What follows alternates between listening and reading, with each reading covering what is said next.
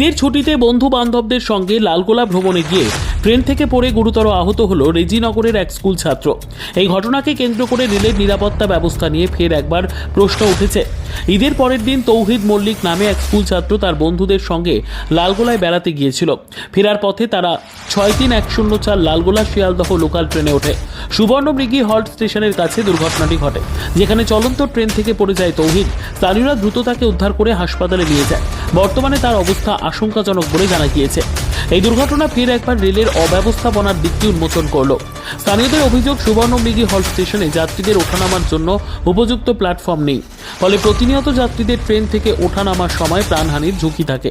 দীর্ঘদিন ধরে এলাকাবাসীরা রেল কর্তৃপক্ষের কাছে এই সমস্যার সমাধানের দাবি জানিয়ে আসলেও এখনো কোনো কার্যকরী পদক্ষেপ নেওয়া হয়নি। আমি পড়ে গেছিলাম ট্রেন থেকে।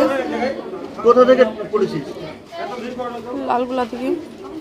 কি থেকে পড়েছিস? ট্রেন? আমি জানি না কি করে পড়ে গেছি। ট্রেনে ছিলি তো নাকি? হ্যাঁ। কোথায় বাড়ি? তো কি পড়ে দিল? কোথায় গেছিলে? লালগোলা। কি করতে গেছিলে লালগোলা? ঘুরতে। ট্রেন থেকে কেউ ধাক্কা মেরেছিল কি? আমি বুঝতে পারিনি। ভিড় ছিল ট্রেনে? হ্যাঁ। কতটা ভিড় ছিল? মেলা প্রচুর ভিড়। কি নাম তো? ট্রেনে ছিল যে ও ট্রেনে থেকে জানলা সাইডে ছিল, আমরা অন্য বগিতে ছিলাম। দিয়ে ও দরজা? হ্যাঁ দরজার কাছে ছিল। দিয়ে তারপরে ও কখন পড়েছে আর বুঝতে পারিনি। ট্রেনে বিশাল ভিড় ছিল। তারপর মেলা লোকে হইচই করছি। তারপর আমরা জিজ্ঞেস করছি, বলছি একটা ছেলে পড়ে গেল। আমরা তারপরে আমার বন্ধুরাকে খুঁজছি, তারপর পেছিনি। তারপর আমরা বলছি হ্যাঁ ওই পড়েছে ছেলে। দিয়ে